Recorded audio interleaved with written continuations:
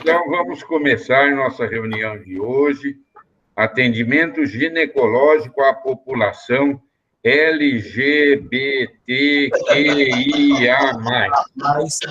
É isso que a gente Theo está Lerner, falando. nosso especialista nesse assunto, que vai nos falar, um dos assistentes do grupo de sexualidade feminina, que tem a Elza Gai, o Theo Lerner, a Flávia Fairbanks e mais uma equipe trabalhando com eles. Mas esse trio é que coordena esse setor e que está indo muito bem, graças a Deus. O professor Salomão tem perguntado muito para mim, quando a gente conversa, o que é binário, terciário, quaternário. Eu falei, olha, nós precisamos de um especialista para ensinar isso para nós. Então, com a palavra, Theo Lerner, que vai fazer o curso de sexualidade, o 4º curso, em novembro. E, se Deus quiser, mais um sucesso. Léo, não esquece do cisgênero. O conceito. Isso, Salomão, eu não sei porquê, ele está muito interessado nesse tema. Não sei o que está acontecendo com o professor Salomão. Então, vamos lá, Theo, por favor. Ok. Posso pôr a apresentação aqui, Giovana? Pode sim. Apresentar agora.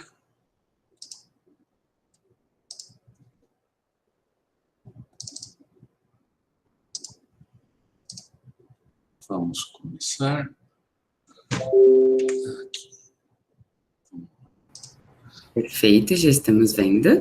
Muito bom dia para todo mundo. Em primeiro lugar, queria agradecer ao professor pelo convite para estar falando com vocês sobre essa sopa de letrinhas aqui, que é bastante complicada, né, e traz muita dúvida. Eu acho que a disciplina ela tem um cuidado com esse tema, acho que já faz uns 4 ou 5 anos que a gente introduziu esse tema para as aulas da graduação, atendendo a uma demanda dos próprios estudantes, que também é um tema caro para eles, então acho que é um tema bastante importante para a gente trabalhar.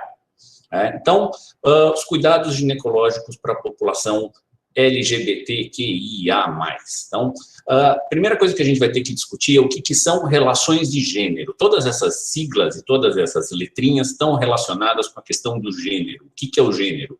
Gênero são características, expectativas que a gente atribui para um indivíduo, tendo como base o seu sexo biológico.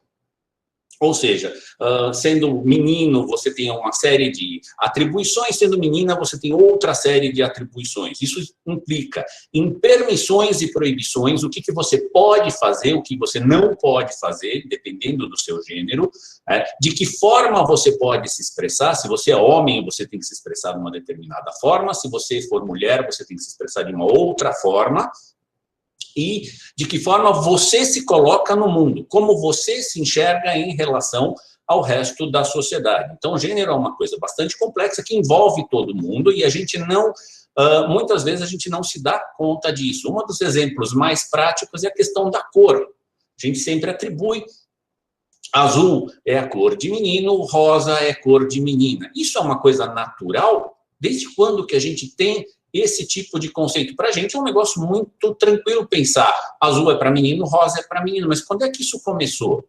Historicamente, isso começou a partir do momento que a gente conseguiu tingir tecido de uma maneira mais barata.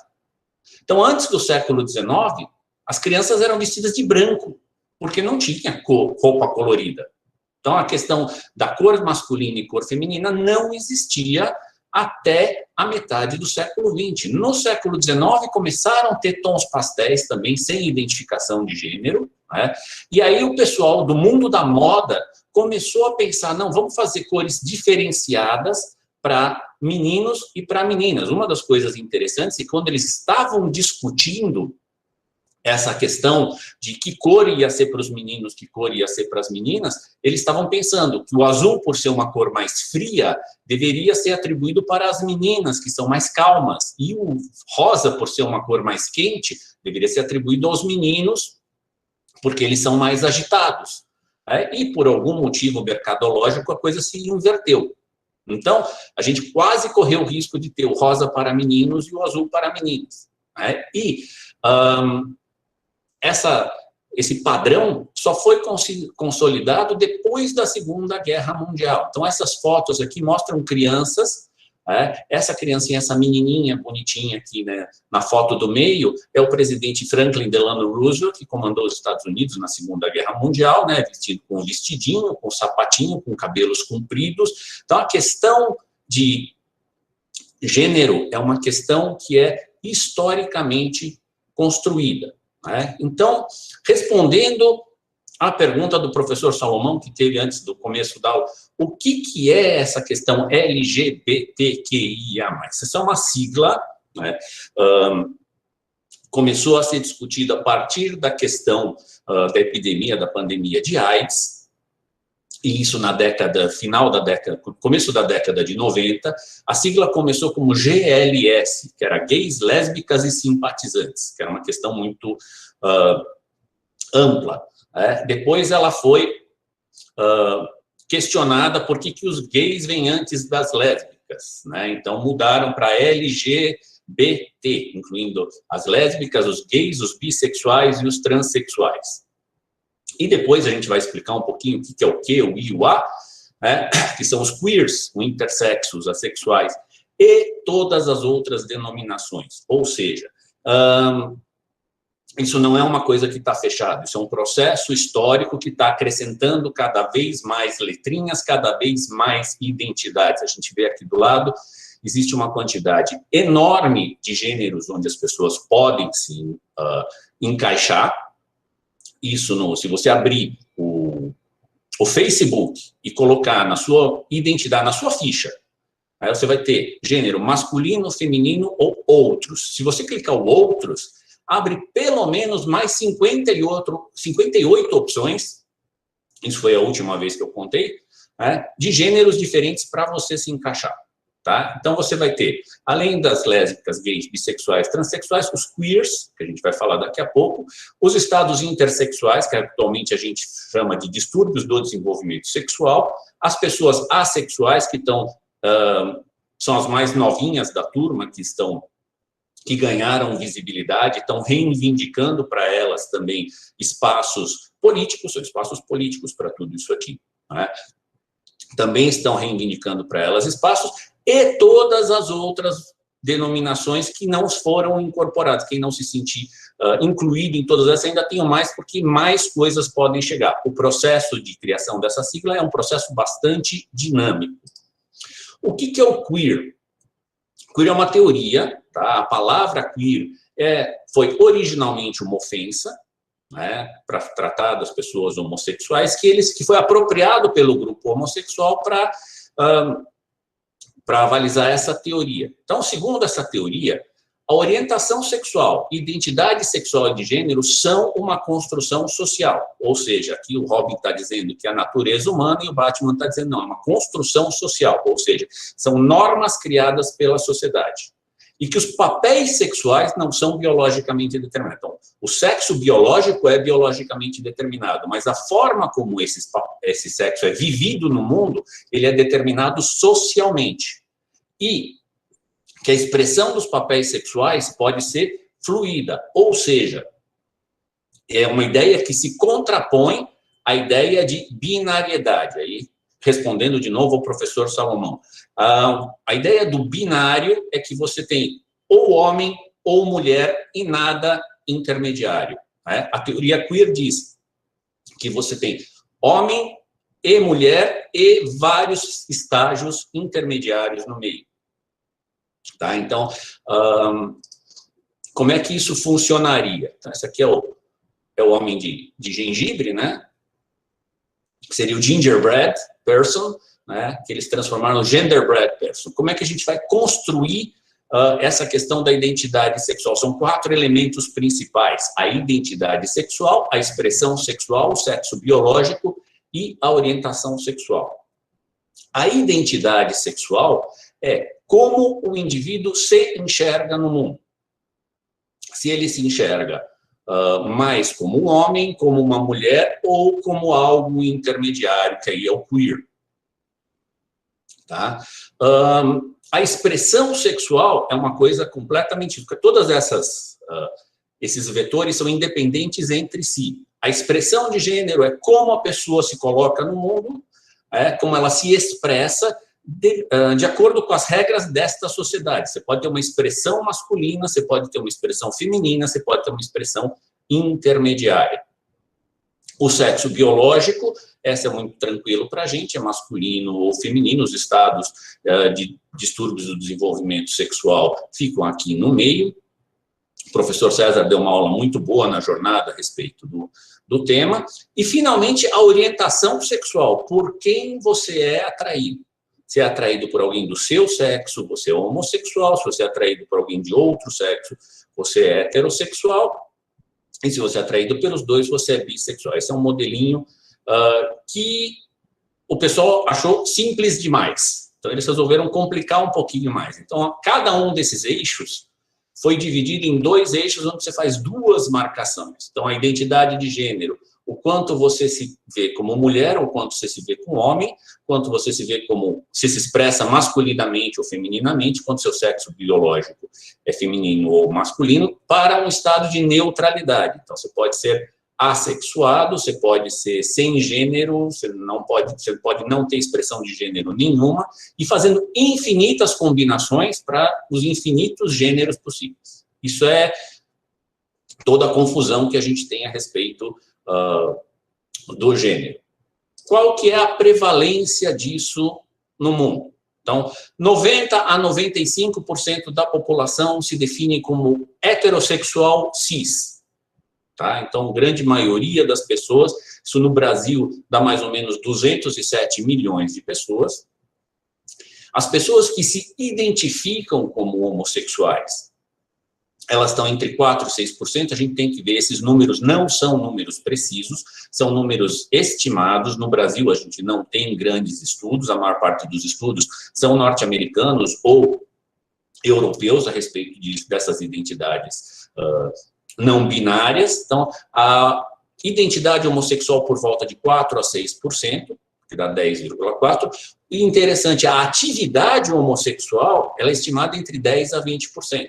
Então, nem sempre a pessoa que tem uma atividade homossexual, ela tem uma identidade homossexual. Isso foi uma questão muito discutida dentro do programa de AIDS do Ministério da Saúde, porque quando eles falavam pessoas gays, você tinha uma grande quantidade de homens que faziam sexo com homens, mas que não se identificavam como gays. Então, eles criaram um termo, homem que faz sexo com homem, para ser uma coisa diferente do homossexual ou do gay, que é um termo mais carregado de preconceito. Tá?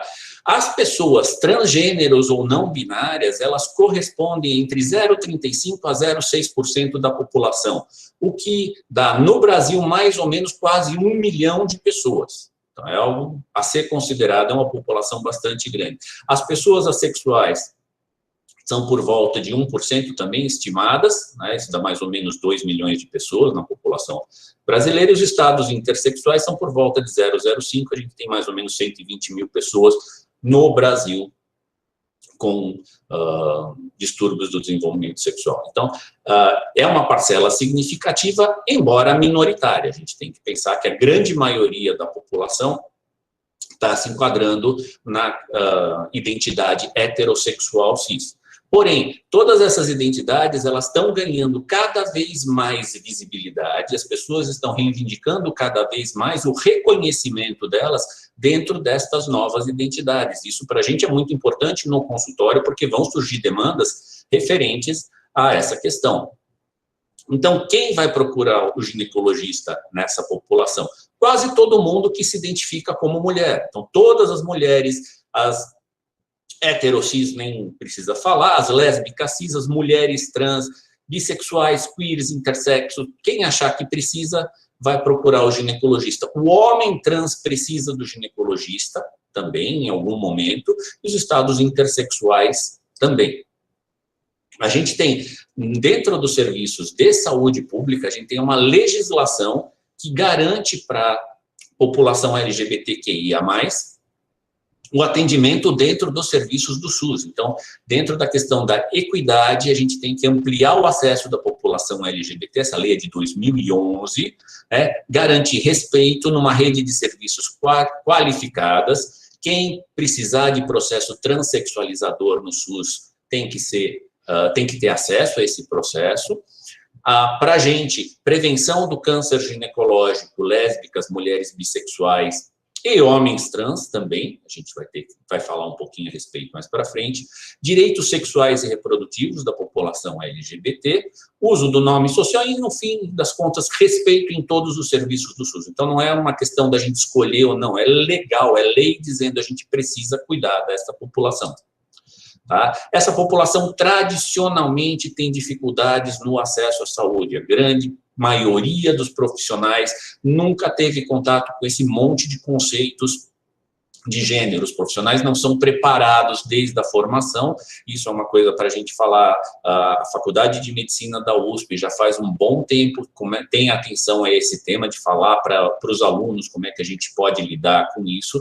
A maior parte dos profissionais não aborda a sexualidade, e abordar a sexualidade é uma coisa extremamente importante. A aula da semana passada da professora Yara falou o quanto é importante você ter uma boa história sexual para você poder fazer um diagnóstico de uma doença sexualmente transmissível. Então, os profissionais têm que abordar a sexualidade das pessoas. Apesar de ser um assunto tabu, apesar de ser um assunto complicado, a gente tem que falar disso com a paciente. A paciente tem medo do julgamento moral, tem medo de ser desaprovada pelo médico, ela tem medo do preconceito, ela tem medo do médico, dela ser rejeitada pelo médico ou ter um atendimento menos do que ela merece por conta desse julgamento moral. Então, os médicos têm vergonha de perguntar e as pacientes têm vergonha de se abrir.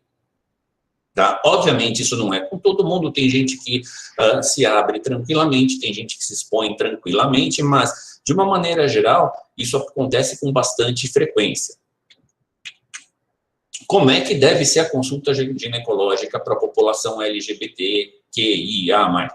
Ela é igual a uma consulta ginecológica para qualquer outra pessoa. O profissional tem que ser acolhedor e respeitoso, como ele deve ser para qualquer outra pessoa. Se a pessoa tem uma preferência de nome social, e a gente vai ter que perguntar para como você quer ser chamado, a gente chama ele pelo nome que quer ser chamado, num ambiente livre de julgamento, e livre de julgamento é tomar cuidado com a nossa manifestação de desconforto. Muitas vezes a gente fica desconfortável e a gente expressa isso de uma maneira não verbal, seja por uma expressão do rosto, seja por um levantar de sobrancelha, seja por uma postura corporal, e a paciente acaba percebendo isso, e isso acaba impactando no vínculo que a gente tem com a paciente. A anamnese tem que ser completa, como a gente tem que fazer uma anamnese completa para qualquer paciente, e a história sexual também tem que ser completa. A gente tem que entrar em detalhes de sexualidade. Tá? Nunca generalizar que você sabe qual é a necessidade do teu cliente ou a identidade do teu cliente. Como vocês viram, as opções são infinitas e você não vai conseguir adivinhar exatamente o que significa. Mesmo que o paciente se defina como lésbica cis, como não gênero, como assexuado, você vai ter que perguntar para ele o que é isso para você, porque você pode ter pessoas que vão ter interpretações diferentes do que significa aquilo que ele é. Você não tem a obrigação de adivinhar. Você tem que perguntar. Então, você tem que respeitar a individualidade e a particularidade de cada cliente, porque é uma população extremamente heterogênea. Ela vai variar muito em termos de autoaceitação, vai ter gente que se encara muito bem, está muito tranquilo consigo mesmo, tem gente que está muito conflitada com os seus desejos, com as suas identidades, com as suas escolhas. A facilidade de exposição social, tem gente que está muito dentro do armário, tem gente que está muito fora do armário, tem gente que está em estado de transição.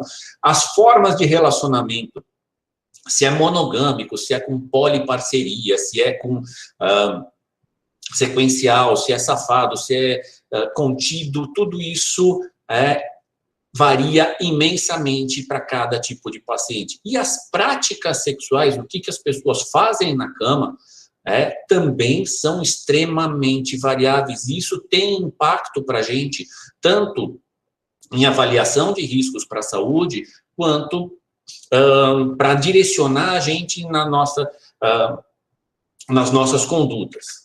Tá? O exame ginecológico, a gente tem que ver que uma parcela importante dessa população tem uma dificuldade de contato com a própria genitália.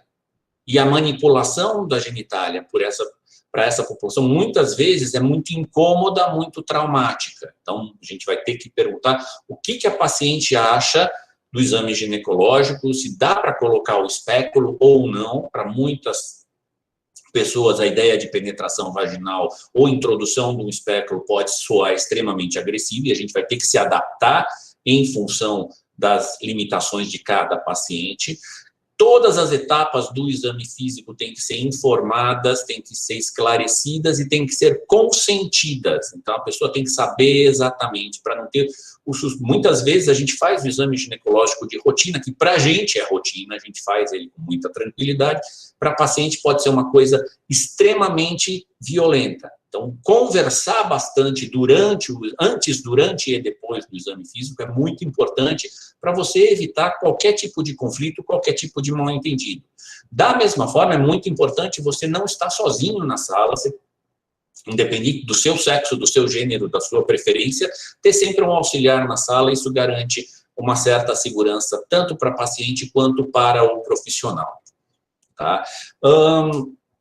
A orientação sobre as infecções sexualmente transmissíveis, né? Então, mulheres trans têm todos os riscos de infecções sexualmente transmissíveis, como a população em geral, especialmente as ativas. As lésbicas cis, né, elas têm uma possibilidade de transmissão do HIV muito pequena, mas herpes, HPV, clamídia, vaginose bacteriana é bastante frequente nas lésbicas cis. Então, a gente tem que questionar qual é a prática sexual. Usa um brinquedo? Usa o dedo? Usa a língua? Né? Existe penetração? Não existe penetração? Aonde é a penetração? Né? Tem possibilidade de contaminação de uma penetração anal para cavidade vaginal? A gente vai ter que investigar isso, porque isso pode diferenciar o nosso tratamento e orientar nossa conduta. E investigar a prática heterossexual, isso é muito importante. Não é porque a pessoa está se declarando lésbica cis que ela vai ter uma prática exclusivamente heterossexual. A prática homossexual, desculpa. A prática heterossexual tem que ser investigada. Tá? A gente, de novo, não generalizar, não pressupor nada. Orientar métodos de barreira para todo mundo, tá? Métodos de barreira para práticas digitais e orais. Existem poucos estudos afirmando a eficácia desses métodos. Usar luva, usar barreira para a prática de sexo oral, tem pouquíssimos estudos falando da eficácia deles. E a camisinha sempre recomendado, a masculina e a feminina, nas práticas com penetração. Tá? Planejamento familiar, a gente vai ter que perguntar para todos eles como é que é o desejo reprodutivo, se ela deseja ter filhos, não deseja ter filhos, especialmente pessoas que estão fazendo transição de gênero. Isso tem que ficar muito claro, as equipes que trabalham com isso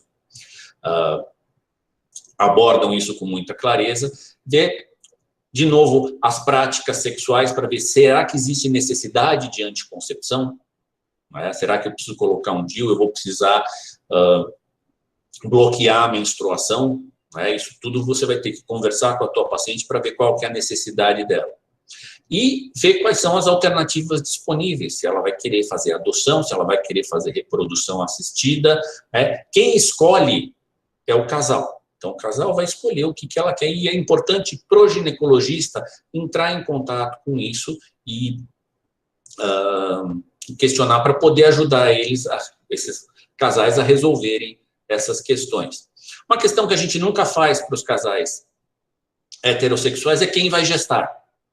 Então, casais de mulheres, muitas vezes você vai perguntar quem é que vai gestar. É o casal que decide novamente, os critérios são dela, são totalmente pessoais. Muitas vezes você tem conflitos com os profissionais, eles falam, eu acho que aquela ali é mais adequada para gestar, mas eles acham que a outra é mais adequada, e muitas vezes as próprias mulheres entram em conflito em relação a quem é que vai carregar o bebê.